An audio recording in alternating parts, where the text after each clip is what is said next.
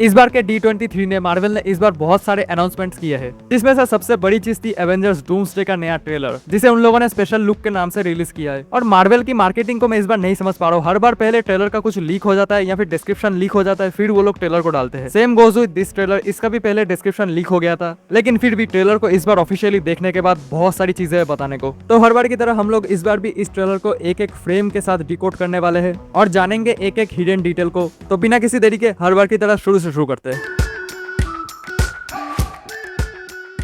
Trailer के first footage की शुरुआत एक बहुत ही इमोशनल और ओमिनस नरेशन से होती है, और ये आवाज है फैंटास्टिक फोर की सू स्ट्रॉम यानी वेनेसा कर्वी की, जो अपने सामने बैठे एवेंजर्स, एक्समैन और शैंग-ची को कन्फ्रंट करते हुए कहती है, Victor was always the smartest guy in every room, he used to be different, he used to be kind, he used to be caring. इस लाइन से यह साफ हो जाता है कि हमें डूम के साथ फैंटास्टिक फोर का पास्ट हिस्ट्री भी दिखाया जाएगा, और इसका टीज हम लोगों ने फैंटास्टिक फोर के छोटे से पोस्ट क्रेडिट सीन में भी देख लिया था। और फिर आगे सू कहती है, everything he loved was taken from him. और इस लाइन का मतलब ट्रेलर में आगे इस फुटेज को देख के क्लियर हो जाता है, जिसमें डूम अपने सामने जो पेंटिंग है, और ये वही पेंटिंग है जिसको मार्वल ने पिछले एवेंजर्स डूम्सडे के पोस्टर्स में रिवील किया था, जिसमें हम साफ देख सकते हैं डूम की वाइफ और उसके बेटे को, जो कि शायद इनकर्शन के चलते मर चुके हैं और उसका यूनिवर्स भी तबाह हो गया है। इसलिए अब डूम लॉस्ट और ब्रोकन दोनों है। और इसी फुटेज के सामने हम उसका थ्रोन रूम भी देख सकते हैं, जिसमें डूम ट्रेलर के शुरुआत में बैठा हुआ था और उसके नीचे से कुछ मैजिकल ग्रीन पार्टिकल टाइप के निकल रहे थे। और सू का ये लाइन कहना हम सबके लिए डूम का मोटिवेशन क्लियर कर देता है। जैसे पिछली बार मार्वल ने थैनोस का एक कोर मोटिव सेट किया था कि वो अपने हिसाब से जो कर रहा है वो एक अच्छा काम है और यूनिवर्स की भलाई के लिए कर रहा है, और इस बार भी डूम को मार्वल वैसे ही सेटअप कर रहा है कि इनकर्शन या टीवीए के चलते बाकी यूनिवर्स तो बच गए, लेकिन उसका यूनिवर्स तबाह हो गया। इसीलिए अब वो इंटेंशनली इनकर्शन को ट्रिगर करना चाह रहा है और तीनों डिस्टिंक्ट यूनिवर्स को आपस में टकराना चाह रहा है। फैंटास्टिक फोर का यूनिवर्स अपना मेन मार्वल यूनिवर्स और एक्समैन का यूनिवर्स, और डूम इसलिए इनकर्शन को ट्रिगर करना चाह रहा है क्योंकि उसका मेन मोटिव पूरे मल्टीवर्स को तबाह करना नहीं, बल्कि उसको रीबिल्ड करके अपना खुद का बैटल वर्ल्ड बनाना है, और उसी पे वो राज करके पूरे मल्टीवर्स को कंट्रोल करना चाह रहा है। फिर आगे हम पेड्रो पास्कल के रीड रिसर्च को भी देखते हैं, जो डूम को डायरेक्ट कन्फ्रंट करते हुए कहते हैं, डिड यू डू दिस? और यहाँ पे शायद डूम ने किसी यूनिवर्स को तबाह कर दिया और रीड उसी के बारे में डूम से पूछ रहा है।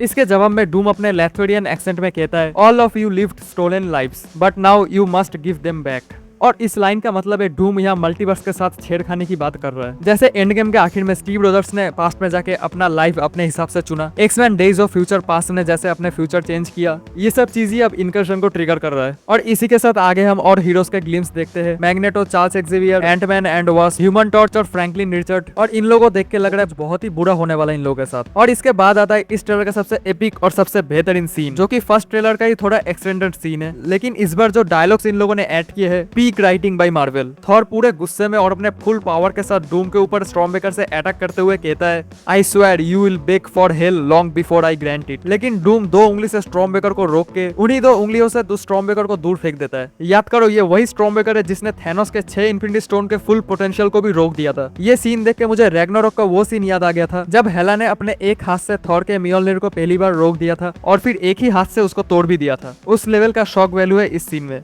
और इतना कम था तो डूम ने अपने बेयर वन हैंड से एक ग्रीन एनर्जी पार्टिकल के साथ थॉर को दूर फेंक दिया, और फिर डूम ऑरा फार्मिंग करते हुए थॉर के ही लाइंस को टैकल करते हुए कहता है, hell answers to me for I am Doom. मतलब भाई मैं ऑनेस्टली बता रहा हूँ, मैंने ज्यादातर मार्वल की मूवीज बस हिंदी डब में ही देखी है, लेकिन इस बार पहली बार एंड गेम के बाद मुझे फील हो रहा है मुझे ये मूवी पहले इंग्लिश में ही देखना है। और ये जो डूम आई एम डूम कह रहा है, ये तो ऑब्वियस और सीधा रेफरेंस है अपने आयरन मैन के आई एम आयरन मैन का। बाकी फिर डूम अपने एक हाथ से सेंटिनल्स को फिर से जिंदा कर रहा है, और ये देख के मैं ऑनेस्टली नहीं जानता कि ये लोग डूम को कैसे हराने वाले। बाकी आज का वीडियो यही था। ट्रेलर के हिडन डिटेल्स और दूसरे थ्योरीज के बारे में मैं अगले वीडियोस में जरूर बात करूंगा। बाकी वीडियो पसंद आई तो वीडियो को लाइक और चैनल को सब्सक्राइब जरूर कर देना। मैं मिलता हूं तुमसे किसी और वीडियो में।